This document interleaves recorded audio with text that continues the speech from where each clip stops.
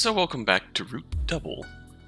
And when we first started out, we realized that everything is fine and going swimmingly. Everything is fantastic. There's nothing wrong with our situation whatsoever. We're just having a nice party. We're going back to home base to have a nice party. Everything is fine. Once they had left the staircase behind them, Kasumi walked towards a nearby room and began talking. ここが我々が設けた簡易基地です。各部屋の扉を開けるときはこちらのボタンを押すだけで結構ですので。Press the name, the door will open right up, okay.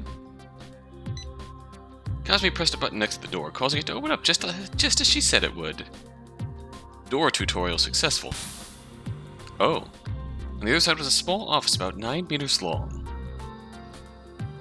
Various pieces of machinery, apparently the equipment that Kasumi and Jun had brought with them, were lying in a corner. では隊長、このラボの構造を説明します。こちらにおいでください。あ、頼む。Kasumi took a pen from the desk and drew a simple map on the back of a piece of paper. 中心にある円形状のエリアがメルトダウンを起こしたとおぼしき原子炉がある特別高度実験棟、通称 N エリアです。Ah, so we definitely opened up Area N. この N エリアを他の6つのエリアが取り囲んでいます。各エリアには内周塔と外周塔があり、内周塔は外周塔より少し小さいようです。Okay, so 6 zones. Inner and outer ring of those zones. さらに各エリアは地上2階、地下2階の4階層になってますが、 Oh, 先 handy. ほど申し上げた通り、地上につながるすべての出入り口には隔壁が降りています。なるほど。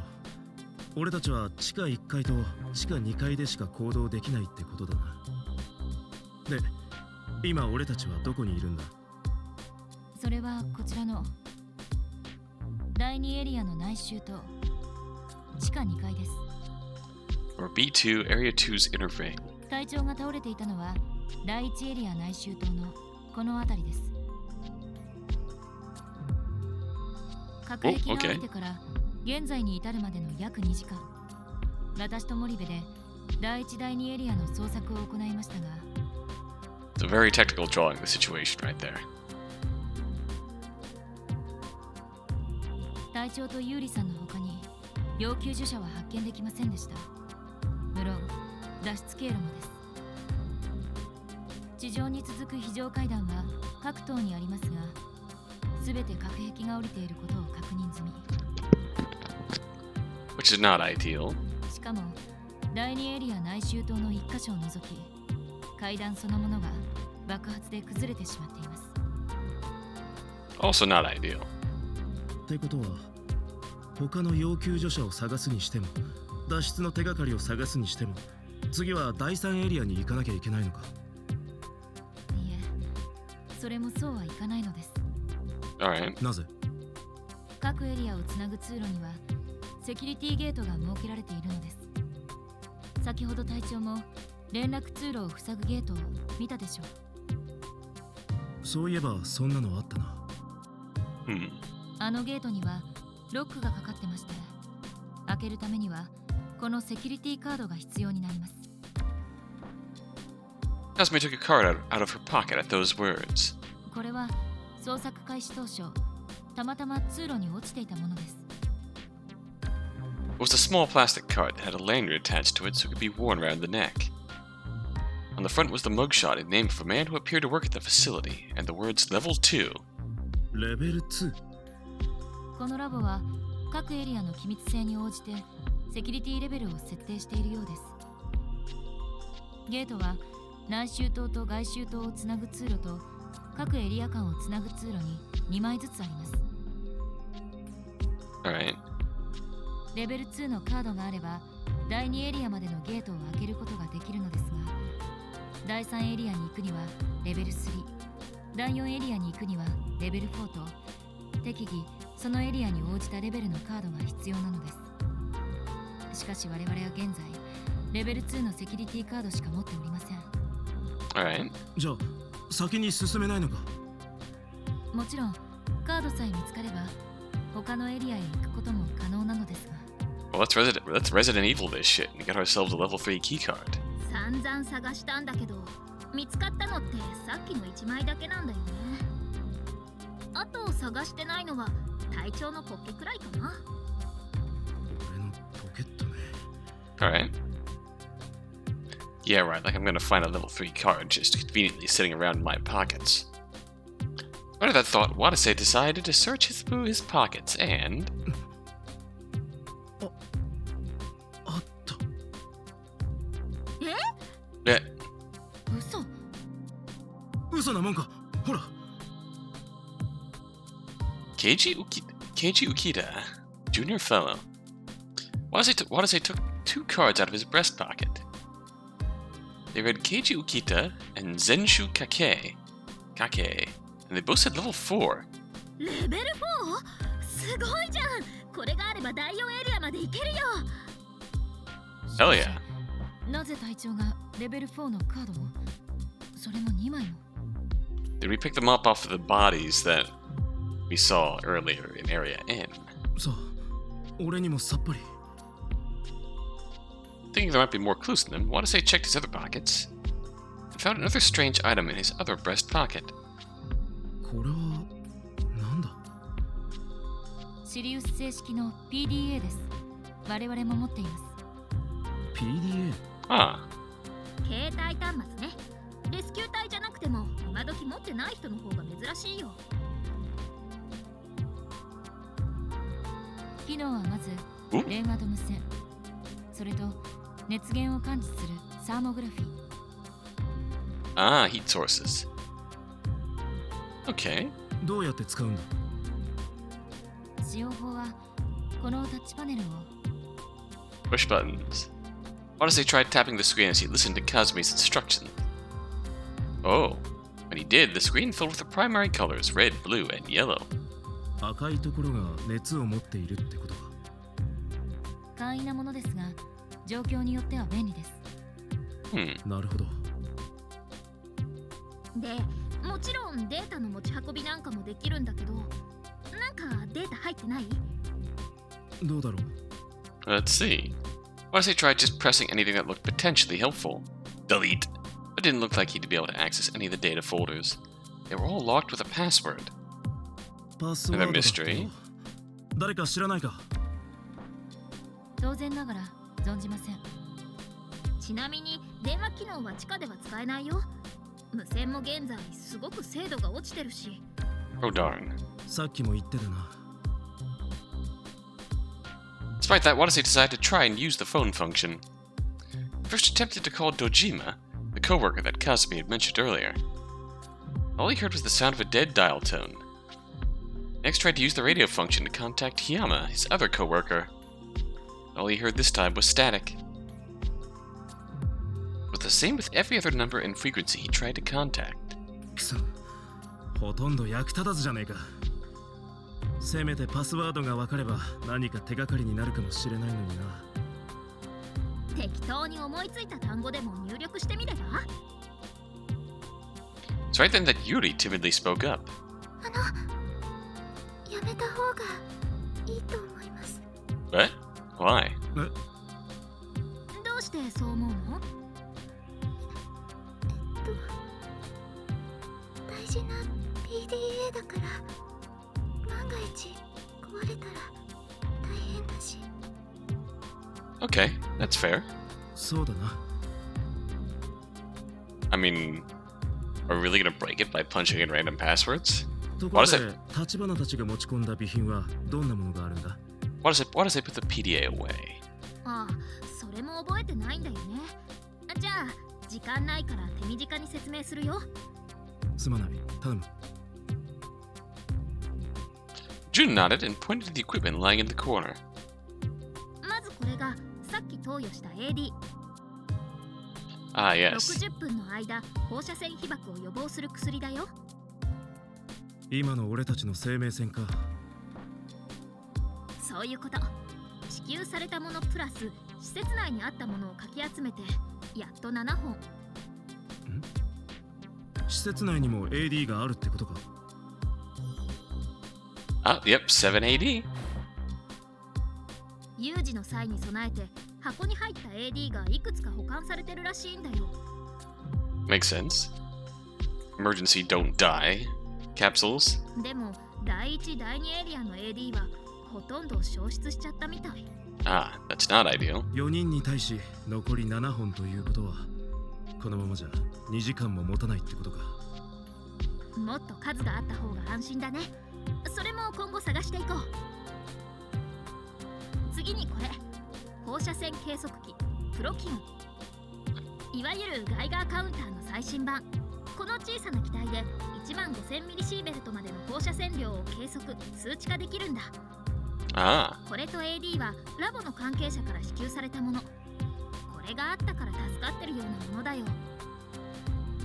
yeah. Tools to not die. Yeah, they really are handy. It's almost like the staff gave them to us knowing what was to come. なーにボケっと考え込んでんの？さっさと次に行くよ。これは我が隊の基本装備ね。空気ボンベ。でも免停が破損しちゃって今はほとんど役に立たないんだよ。そうか、重要そうなのに残念だな。こいつはエアジャッキ。 Air jack. That's a gamer pillow. 空気ボンベと組み合わせて圧縮空気の力で重いものを動かす強力なジャッキさ。 I mean, okay, that.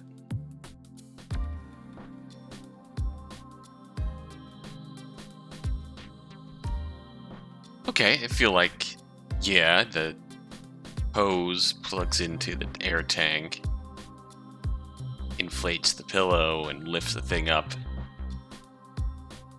Get it off the ground, use the handles to pull it and move it? 空気ボンベを使うのか。使用回数は有限ってわけだな。免停が壊れた以上、それが空気ボンベの唯一の用途だね。さて次はエンジンカッター。 Oh. 強力な内蔵バッテリーで電動エンジンを駆動。人造ダイヤの刃を回し、鉄でも何でもスパスパ切っちゃう憎いやつ。 I wonder what tool's your favorite. 興奮するなよ。目が怖いぞ。よく言われるよ。それと10メートルロープが1本で、装備は全部かな。覚えられた？隊長。あ、問題ない。 Captain, can I cut things? ちなみに他にも放射線防護服が2つあったんですが、防護服は消火活動中に破損してもう使い物にならないのです。 Fair. Kazumi pointed to two ragged objects. Both protection suits had cracked faceplates. 気密性、耐火性、耐水性に優れ、面体部分にボンベを直接装着できることが強みだったのですが、そこが破損してしまったせいで空気ボンベも役に立たなくなってしまいました。それは痛いな。でもそういえば隊長も防護服を着ていたはずだよね。 I どうし have て no 今は着て clue. ないんだろう。うん。動きにくそうだから脱いじまったとか。まさか。本来この施設での救助活動には防護服の着用が義務付けられているんですよ。そうか。でもわからんな。それも例によって覚えてないんだよ。 Makes sense. Not only had he had 2 security cards on him, but he had also hadn't been wearing his protective suit. There were just too many mysteries about Watase's actions before he lost his memories. Seriously, what in the world was I doing in these basement floors? There's probably no one out there who could answer that question. Oh shit. Watase then spoke with a sigh. ところで、この後、君らはどうするんだ？ねえ、レベル4のカードも手に入りましたし、捜索範囲を拡大するべきだと思いますが。隊長はどうする？休んでた方がいいかな。そうですね。まだ記憶も曖昧なご様子ですし。ああ、確かに。Just as Watase was about to take them up on their offer, he locked eyes with Yuri. Eh? She still had fear in her eyes. Remember the voice that he'd heard back when they'd rescued her. 止まるな。彼女を助けろ。 He suddenly began wondering if it was really okay for him to just sit around in this room. Saving Yuri and simply leaving it at that alright? No. With his mind made up, Watase called out to Kazumi and Jun. 待ってくれ。俺にも要救助者の捜索を手伝わせてくれ。しかし大丈夫なの隊長？確かに記憶は曖昧だし、お前らから見たら足手まといかもしれないけど、腐っても俺はレスキュー隊なんだろ。だったら一人だけ休んでいるなんて耐えられないんだよ。Alright. Watase was stirred on by an almost impulsive sense of duty. Kasumi's eyes widened. She then gave a wry smile. らしいというか。Her face then suddenly grew serious again. 隊長、本来であれば記憶喪失の原因も不明ですし、動向は推奨できません。ですが火災の恐れもありますし、 AD も投与し続けなければならない。ならば我々と共に行動するのが一番安全かもしれません。そうか。だったらただし、 Oh. これは通常の現状ではありません。隊員として同行するならば、それ相応の覚悟をしていただきます。Responsibilities and duties.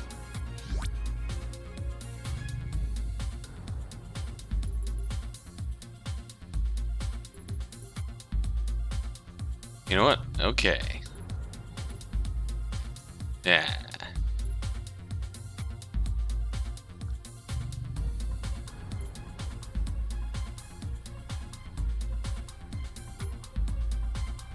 Why not? Have a bit of faith in ourselves. 記憶が戻るまでは隊長を新人隊員として扱います。隊長は森部と同様、私の指揮下に入ってください。 Maybe this will backfire, and I object to that. Because I believe in myself 重 now. 々承知ですが、そうでもしなければ命に関わります。どうかご容赦を。 Watase felt overpowered by Kasumi's words. あ、了解だ。 He fired himself up by answering loud and clear. Jun shrugged her shoulders when she saw that. いや、隊長、なんか面白い展開になってきたね。それじゃあ、一時のこととはいえ、しばらく同輩としてよろしく頼むよ。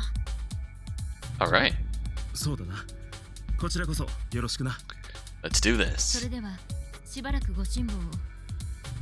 記憶さえ戻れば誰より有能な隊長に戻れるはずですので。うん、それを期待したいところだね。 Oh, そうなのか。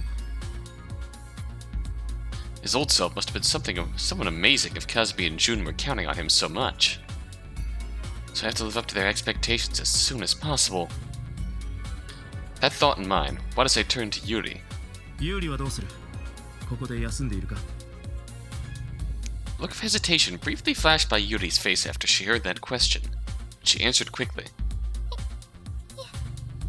私も一緒に行きます。 She probably realized just how grim the situation was after listening to the group's conversation. I'd feel better if she were with us, too. Kazumi spoke up as that thought crossed Watase's mind. では4人全員で第3エリアへ向かうことにしましょう。 Area それ 3. じゃあ、携行する装備を選ぼう。隊長も手伝って。ああ。 So the group quickly decided on their gear. First, they took all 7 ADs, splitting them up amongst Watase, Kazumi, and Jun. Watase and Jun each took 1 Procyon. Meanwhile, Watase and Kazumi split the level 4 cards amongst themselves. Watase also took the 10-meter rope, wrapping it around his upper body in an X shape. Perhaps they were too lightly equipped, but they decided that mobility took precedence above all else. 皆さん、準備はできましたか？いつでも行けるぜ。それじゃあ行くよ。隊長、足引っ張んないでね。 I'll do my best. 精一杯頑張るよ。 Exactly. I don't know what I can do in my condition, but I'll still do my best. Watase swore to that. Left the makeshift base alongside Kazumi and the others. Alright, the group headed for Area 3 as quickly as they could. One of the security gates that Kazumi had mentioned earlier came into view when they approached the connecting passageway. Kazumi pointed to a terminal next to the gate. これがカードスロットです。ここにカードを通せばゲートは開きます。一度開けたゲートも再び通過する際にはその都度カードが必要になります。わかった。やってみよう。 He looked at June as he said this. She then pulled out her Procyon and stared hard at it. 何をしてるんだ？未捜索の場所に入る前にはプロキオンを使って放射線量をチェックしなきゃ。 Fair. このゲートの先は我々にとって未知の領域ですからね。 Kazumi and Jun's faces were dead serious. Watase took the card out as nervousness took hold of him. Swiped it through the slot. Gate opened with a loud sound. Watase and Jun both studied their procyons carefully. Number was 1285 MSV, slightly higher than the reading they'd gotten at Area 1 earlier. よし、安全基準値内だ。安全基準値内？汚染はされてるけど、比較的安全ってことだよ。 It's contaminated enough that we won't instantly melt. 安全基準値が4000ミリシーベルト以内。これは AD 投与の上なら被爆の危険は皆無という値です。第一危険基準値が4000ミリシーベルトから8000ミリシーベルト。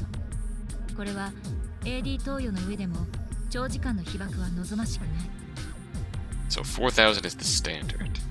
第二危険基準値8000ミリシーベルト以上は AD 投与の上でも生命の保証なしです。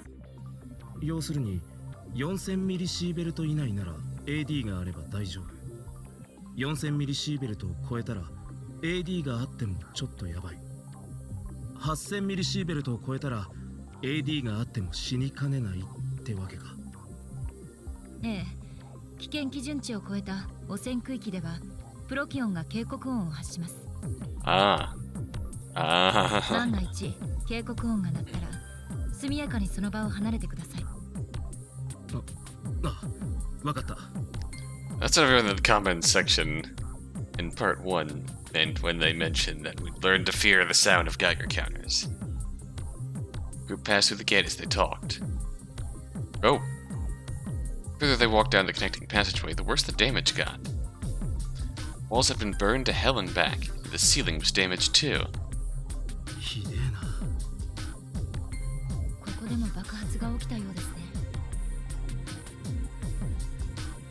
And then, just when they'd finished rounding a corner, the whole group gasped. Oh shit. What is this music? There's a woman dangling upside down from the ceiling.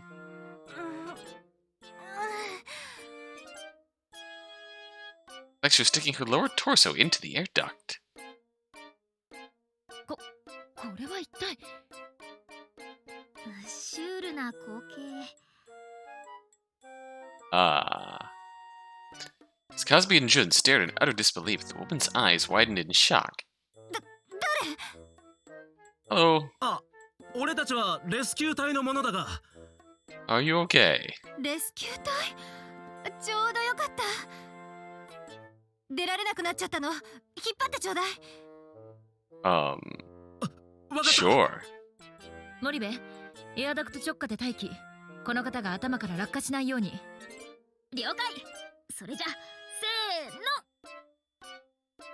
Rescue squad then frantically pulled the woman's body and safely rescued her.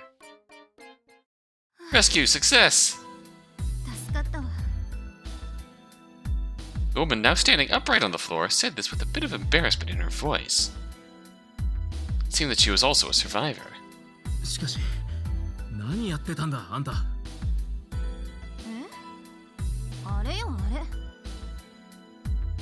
The woman pointed to the air duct on the ceiling. なぜか急にゲートが閉まって、この通路に閉じ込められちゃったから、エアダクトから逃げられないか試してたのよ。天井から垂れたケーブルを使ってなんとかあそこまでよじ登ったんだけどね。エアダクト内を動き回ってたらずり落ちそうになってあのざまよ。それは苦労されましたね。ですがこのエアダクトは脱出には使えません。そうなの？ええ、調べましたがダクト内に何か機械のようなものが設置されています。地上に続く部分は完全に通行不能です。あら残念。まあここから地上に出るつもりはなかったけど、この通路の中から脱出したかっただけよ。 That's fair. Woman said that calmly. Don't tell me, she doesn't know what's going on right now? That thought weighing on his mind, Watase faced the woman and called out. あんたはこのラボの職員か？いいえ、六名学園高等部の教師よ。 Oh. 六名学園？え？知らないの？市内の特化学校よ。 Now that he thought about it, her smartly dressed attire was befitting of a teacher. It was covered in soot, just like the rest of the group. She'd probably been through the ringer. Figuratively and literally. 救助に来たんでしょ？とりあえず外に連れてってよ。 We're working on that ourselves. He looked at Watase with eyes full of expectation. And all he could do was answer with a bit of guilt in his heart. 実は One's face grew more and more pale the further he explained about their current predicament. It only got worse when he told her that phones and radio were down and the elevators weren't working. It wasn't until she heard the part about how there was no way to the surface that she finally started shouting desperately. そんな核壁が閉まったってどういうこと？ Whoops. 原因はこちらでもつかめておりません。 Yeah, we're kind of having a bad time. そんなもの壊してしまえばいいじゃない。なんかこう特殊装備的なもので。あたしらも散々試したんだよ。でもエンジンカッターでも全く歯が立たないんだ。 It's almost like it was meant to secure highly radioactive stuff and prevent it from getting to the surface. 我々の装備ではあの核壁の破壊は不可能です。 And that which has the unfortunate side effect of leaving anything else trapped inside to die. レスキューってのも案外使えないのね。 Okay, back in the air duct. We're done with you. 確かに我々の装備では破壊できませんが、地上にいる隊員の装備の中には爆薬もあるはずです。いずれあの核壁を破壊し増援が来ることでしょう。だから今はどうかご勘弁を。そう、仕方ないわね。 Yeah. The woman let out an exasperated sigh. ちょっとあんたね。 Kasumi held back June as the latter snarled angrily. そんなことよりまずは AD を投与しましょう。あ、そうか。そうしなきゃまずいぞ。 AD？ 何のこと？ AD というのはつまり Kasumi explained AD to the woman. She also told her about the radiation filling the facility, the danger standards, and the Procyon. The woman's attitude took a complete 180 after she'd heard all that. 放射線？ええ。なお放射線障害の自覚症状は内臓、皮膚、目に現れやすいです。嘔とか皮膚の痛み、視界のかすみなどはありませんか？とりあえず大丈夫みたいだけど。よかった。今から AD 打てばきっと大丈夫だ。でも早くした方がいいよ。そうしないとその憎まれ口も叩けなくなっちゃうから。わかったわ。これを打てばいいのね。そうそう、素直でよろしい。 June held the AD out to the woman. She proceeded to quickly inject herself with it. Wonder if AD has any side effects. I feel like it would. But I'm not a medical expert. And plus, this is future radiation-eating nanomachines, so... これでいいのよね。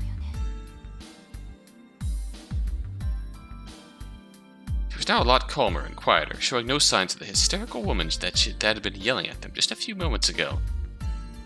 It seemed she finally understood the situation she was in. ところで、あんた名前はなんて言うんだ？椿山エナよ。あなた方は？ Anna Tsubakiyama. And you guys? The group promptly answered Anna's question. 私は副隊長の立花。こちらは森部隊員です。で、こっちがさっき救助した民間人の有利だよ。民間人？私以外にもこの事故に巻き込まれた人がいたの？はい。 Yuri gave this timid answer, then followed up with a question of her own. 先生はどうしてここに？ Oh. Yuri politely referred to Anna as Professor. Anna appeared to be used to being called that, as she answered Yuri's question without the slightest hint of awkwardness. 私はここの職員に呼ばれてきたのね。そうしたらいきなり爆発が起きて、みんながパニックになって、よくわからないうちにここに閉じ込められちゃったの。そいつは災難だったな。Yeah. 人事みたいに。レスキュー隊ってのはもっと要救助者に親身になるものじゃないの？そうか。 Just saying. Anna glared at Watase. Uh-oh.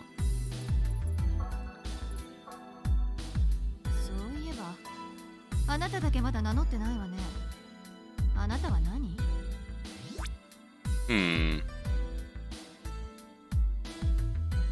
Yeah. Eh? Nah.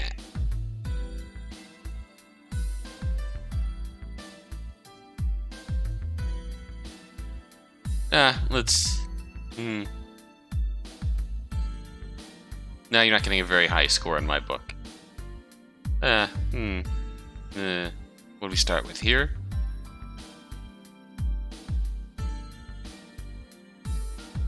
We'll bump you up one. あ、俺は笠崎渡瀬。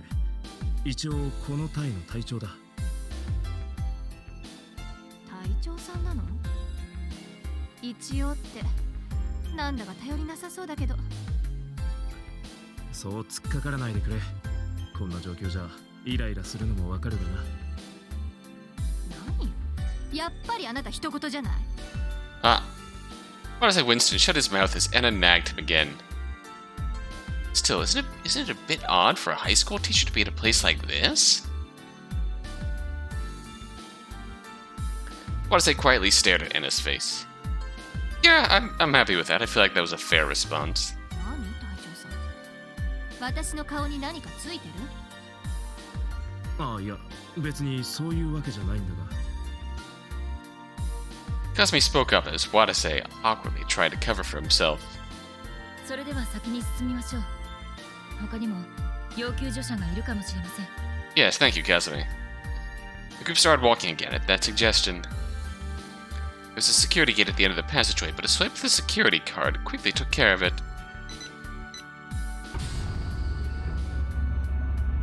And with that, the group of 5 entered Area 3.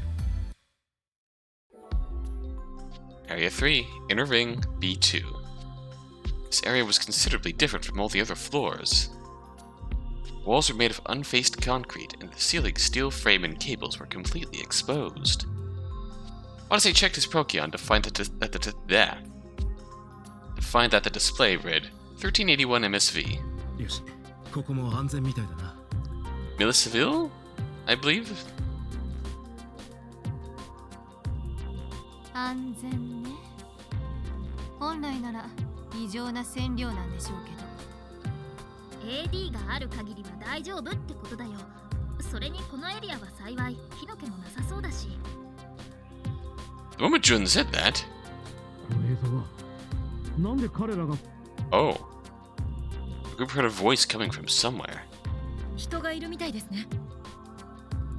あ Watase thought he heard the voice coming from the room right in front of him. The door was labeled surveillance room. おいここにいるのか The voice filled with surprise echoed in reply to Watase's unconscious shouts. その声は隊長さんか？ Oh! 何？あんた俺を知ってるのか？知ってるも何も。 Someone was talking to him from the other side of the door. However, Watase didn't recognize the speaker's voice. Who is it? Watase timidly opened the door. Standing on the other side was a man in a lab coat. 隊長さん、戻ってきたのか？ Wait, don't I have your security card? Kazumi and Jun's eyes simultaneously widened as soon as they heard the man's voice. 浮田さん、 Yeah, we do have your card. なんでおじさんがここにいるの？君たちも一緒に？ The man named Ukita said this with bewilderment. ちょっと待ってくれ。お前らもこの人と知り合いなのか？ええ、先週この方が自動車事故に遭遇したところを我々が救助したんです。 Oh. まさかおじさん2週続けて事故とか災害に遭遇してたってわけ？ I mean, you could say that. ああ、僕もこんな事態になるなんて夢にも思っていなかったね。 A bitter look appeared on Ukita's face as he said that. I don't really know the circumstances, but anyone would be bitter over having luck this bad 2 weeks in a row. And if Kazumi and Jun had saved him once before, then it makes sense that he knew them all. なるほどな。ところであんた、避難に遅れちまったのか？何をふざけたことを言ってるんだね。僕をこのエリアに閉じ込めたのは君じゃないか。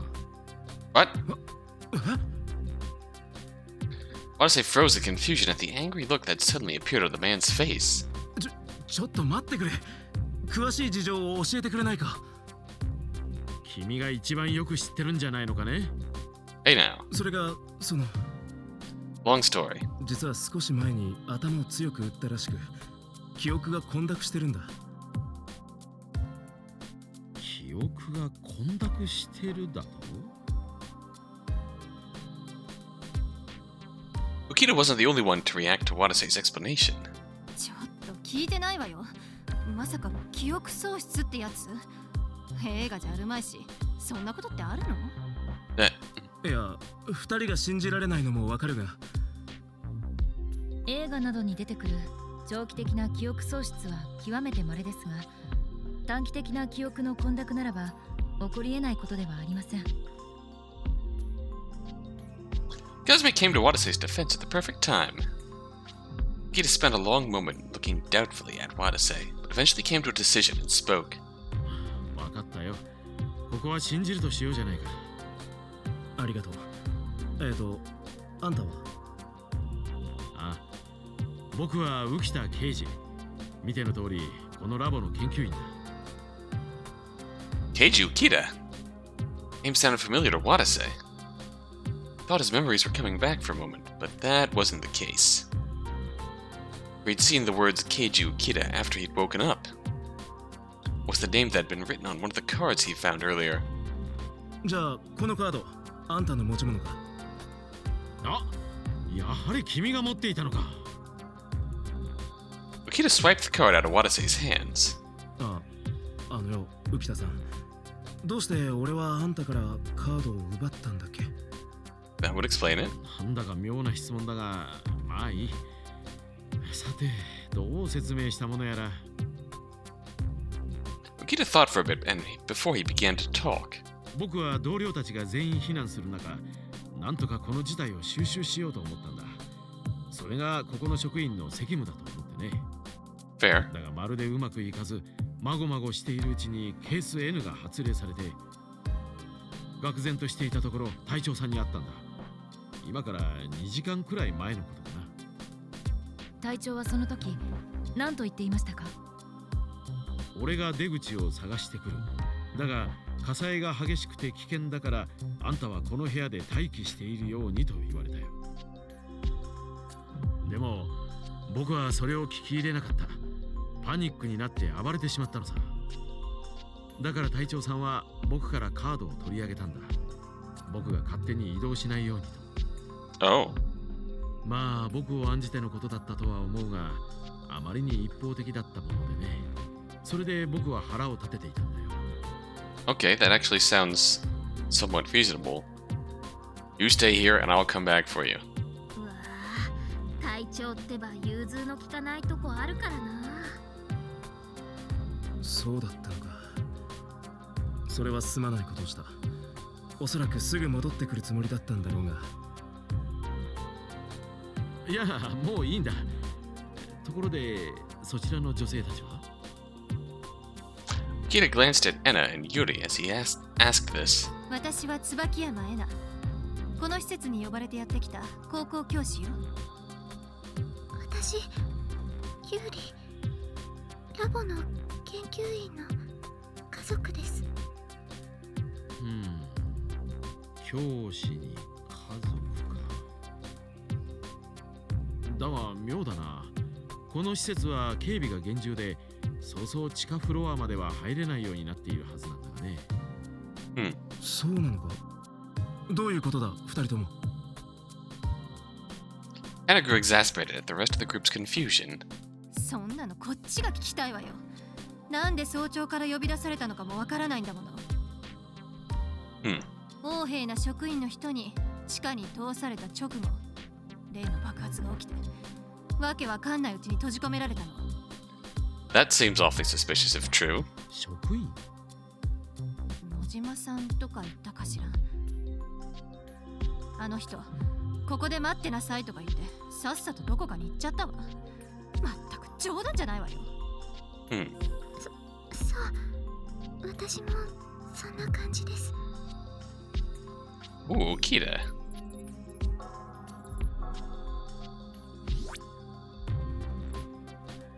Oh wow, oops, I didn't mean to do that. You start off here.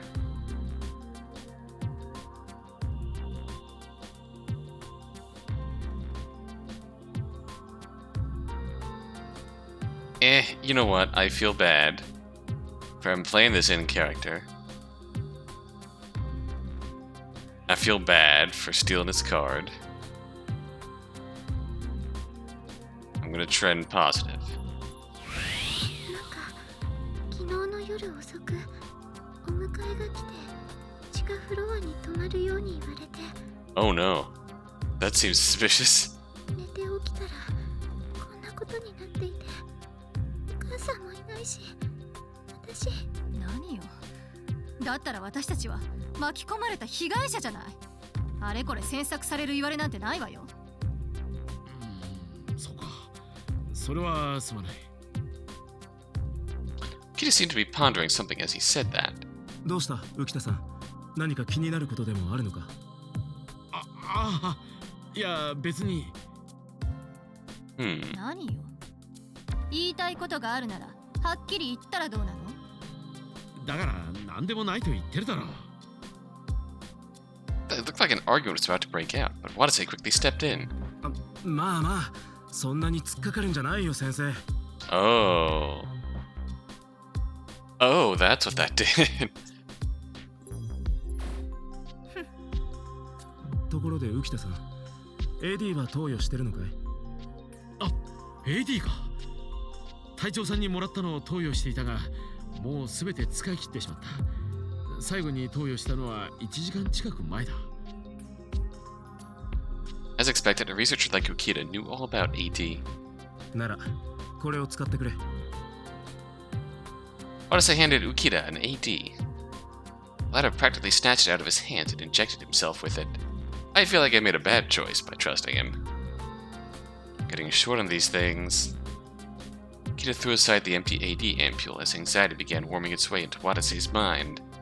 それよりレスキュー隊の諸君、ちょっとこのモニターを見てくれないか。実は状況を把握するために監視カメラの映像記録を調べていたんだが、ちょっと気になる映像があってね。そういえば先ほどそんな独り言をおっしゃってましたね。Yeah, that's true. 気になる映像って何？これは6時21分、第2エリアの映像なんだが。Ukita operated the control panel. A second later, the monitor displayed an image taken by the surveillance cameras. Whoa. Children. Frozen image depicted 3 children. There's a boy with glasses and a blonde girl. They couldn't make out the face of the last one, but it appeared to be a girl as well. They were all wearing what appeared to be school uniforms. It was then that Anna and Jun both spoke at the same time. 嘘。どうして天川くんたちがここに？ Eh? Tenkawa. じゃあこっちはましろちゃんとルイーズちゃん？ Whoa, your classmate? 2人とも知ってるのか？もちろん。3人とも私が副担任を務めるクラスの生徒よ。私はあの子たちとは先週たまたま知り合って。なんだって？ Watase's surprise only furthered with Ukida's following comment. 実を言うと、僕もこの3人の子供たちとは面識があるんだ。 Really? どういう関係なんだ？まず僕とこの少年は家が隣同士なのさ。それに少年の母親もこの施設に勤めていてね。それでさ。Oh. じゃあ彼らはその母親に会いに来たのか？さあ、それは僕にもわからないが。ともかく他にも同様の映像がいくつかあるんだ。そして最後の映像は7時12分第5エリアの映像だよ。 Area 5. Near that, Watase instantly understood what Mr. Ukida was getting at. 待てよ。7時12分の映像ということは隔壁が降りたのは7時頃のはずだから。ああ、ここにいる6名以外に少なくともあと3名このラボに閉じ込められているということだ。何？ Watase looked back to the image on the monitors. What were they doing here? Did they really come here to visit the boy's mother? Was there some other reason? 先生、この高校生たちの名前は？男の子が天川夏彦くん。あとの女の子2人は鳥羽真白さんと三宮ルイーズゆいさんよ。All those names sounded vaguely familiar to him. Felt a kinship from them, like he'd known them all for a long time. Could it be? I went down to the basement to save these kids. Oh. He turned to Ukida as he pondered that. この3人が閉じ込められてるってのは確実なのか？まあおそらくそうだとは思うが確認はできない。Ukida pointed to a phone in the corner of the room. 緊急用の電話も死んでるんでね。PDA も通話不能だ。私たちも試したんだけどね。やっぱりダメなのか。Anna suddenly perked her head up when she heard that. そうだ。誰か BC を使える人はいないの？ BC? BC？ そうよ。テレパシーとか。Ah, yeah, perfect. それで外と通信すれば少しは状況がわかると思うのだけど。Yeah, that's exactly it. テレパシーって。Watase's eyes widened at the totally out of place word. 先生、こんな時に何の冗談だ？あら、隊長さんの記憶障害も深刻ね。そんなことも忘れてしまったの？ Wait, what? This is a thing? テレパシーを使える人なんて最近じゃそう珍しいことではないわよ。マジか。Watase looked at the others in total shock. But he was the only surprised one there. Surprised Watase face. 立花、先生の言ってることは本当か？ええ、本当です。ここで言うテレパシーというのは離れた場所にいる人に声を届ける能力です。Send your voice to people in distant place. 確かにテレパシーを使えれば外と連絡もできるとは思いますが。でも珍しくないとは言ってもさ、実際に使えるのは500人に1人って割合だよ。Did someone use that on us in the rescue scene with Yuri earlier then? それに BC の使い手はなぜか子供に多く、大人で使える人は輪をかけて稀なんだ。隊長はもちろんレスキュー隊に使える人はいなかったよ。もちろん僕も使えない。ユーリ君はどうだね？私無理です。BC 苦手なんです。Everyone had answered with a serious look on their faces.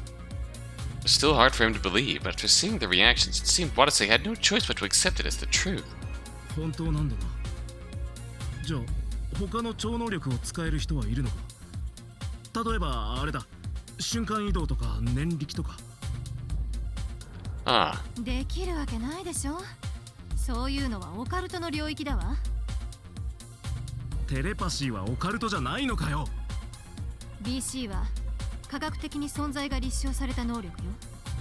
超につかないね。 that makes sense. That's the BC goal. とはビヨンドコミュニケーション。言葉を介さずに行う一種のコミュニケーション手段。Eh? 要は離れたところにいる人と意思を伝え合う能力よ。それ以外のことはできないわ。 So is it just it's direct messaging your brain, and your brain instantly interprets it as words you understand? It appears that this BC has very limited uses. Even if what she said was true, まあ確かにテレパシーでも何でも使えた方が便利だろうけど、500人に1人の人材が都合よくここにいるわけないよな。でもあの子たちはテレパシーが使えるのよ。 what? じゃあ彼らがいれば外と通信できるのか。いればだけどね。ああ、もう情けないわ。私が使えれば話が早いのに。 Just then, Enna's words were cut off by the sudden sound of a voice and white noise echoing through the room. Alright, time for our tip corner of the day. First, we learned about the air jack. Mat-shaped airbag that can lift things when inflated. One of the rescue squad's tools used to clear heavy objects. Used in vehicular accidents to lift cars or other similar situations. Many situations call for the seemingly simple task of lifting objects. The situation and object can vary wildly. Using an air jack, careful consideration must be used as to the size and shape of the mat. Depending on the situation, portable winches or hydraulic jacks are used as well. So it is pretty much how I imagined it. Inflate the pillow to just use the compressed air to get a thing off the ground. Makes sense. Engine cutter. Cutting tool consisting of a circular saw rotated by an engine's drive motor. Diamond saw blade can cut through tough things like iron, concrete, or vehicles. Cutting it can be either dry or wet. Oh, dry cutting is the simple rotation of the blade, while wet cutting uses a water tank to reduce friction and cool the machine. Okay, wet cutting for heavy-duty, longer cuts, I assume. Stuff where you need to be cutting for longer periods of time, where the machine would be in danger of overheating. Rescue squad uses the dry cutting because it allows the machine to be more lightweight and easier to handle. It's also Jun's favorite. Air tank, a rescue tool that can be a literal lifeline to rescue workers and survivors during rescue dispatch. Lasts only around 20 to 30 minutes with intense usage, but if necessary, it can hold oxygen for long periods of time. In the case of a fire, however, it's normally filled with regular air. Since the faceplates were damaged in Sirius's suits, the air tanks could no longer be used for respiration. However, the air tank could still be used to inflate the air jack mat or as a power source for air cutters and air saws depending on the situation. Thus, the air tank is a versatile, practical tool for rescue work. Oh boy, there's a lot to see here. In the 20th century. To relieve the new demand in wireless spectrums due to the boom in things like cell phones and wireless LAN, Ministry of Posts and Telecommunications, now part of the Ministry of Internal Affairs and Communications, sought effective wireless spectrum usage from all enterprises. In October 2003, Ministry of Internal Affairs and Communications made a partial revision to the radio law related examination standards. In July 2005, posted notice of an expansion and cooperation of fire rescue radio systems and promotion of joint fire captain activities. Okay, what?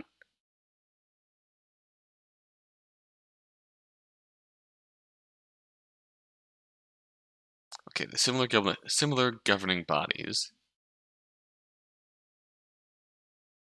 wanted to take their communication wireless.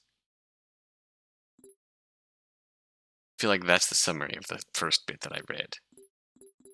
All fire rescue radio systems were required to switch to digital by May 31st, 2016. Advantages to digital radio systems are heightened secrecy, capability of sending images or other data, and the ability to share information not tied to jurisdiction by expanding wireless frequencies.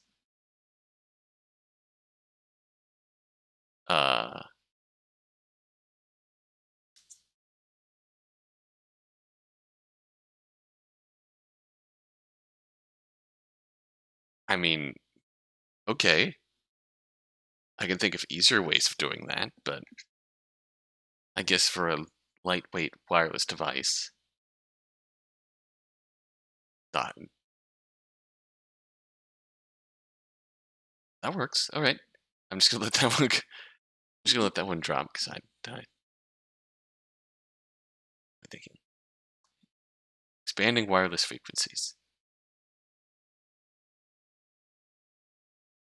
On the other hand, the digital radio has the disadvantage of higher susceptibility to interference at around around half the range of analog, necessitating the use of onboard or handheld relay stations. Two weak points who have put the members of Sirius who rushed into Labo in a tough position. Yeah, they don't have the range to get out of the building. Makes sense.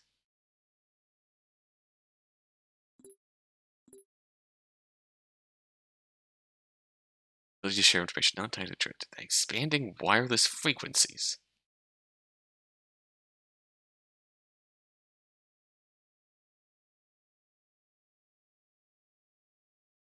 I don't follow. I feel like there's more efficient ways of doing that. Oh yeah, also there's the sort. Just sorting down to the new tips that we got this episode. PDA. Personal Digital Assistant. Period of time, the miniaturization of notebook PCs had lost significant market share to the advancement of cell phone functionality, but the global spread of smartphones with PDA-like functionality revived interest. That said, there is essentially no boundary between PDAs and smartphones nowadays. Some people might say that the PDA market was absorbed into the smartphone market and disappeared, but the newest marketing trend is to revive the term PDA after it had already largely lost familiarity with young people. Perceived freshness of the word fans up consumer interest. Devices used by Watase and the others are special models provided only to Sirius members, equipped with radio and thermography functions not normally given to PDAs on the market. Or you could pay $19.99 to download that from the App Store. Of course, it'd just be a cheap camera filter and not actual thermography, but you'd still pay $19.95 for download a thermography app from the App Store. It would.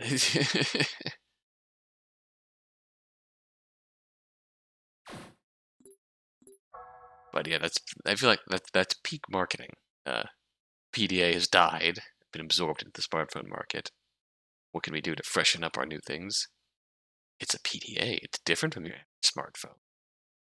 It does the exact same things your smartphone does, but it's a PDA.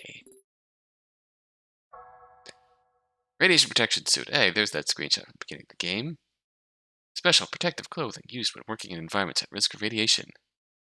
Formal name, radiation protection, firefighting suit. There are two types, one that emphasizes prevention of internal exposure by absorption, one that focuses on shielding from radiation. The former doesn't fully protect you from external radiation, so you need to have a dosimeter handy and pay attention to radiation exposure amounts at all times. So, prevention of internal exposure by absorption.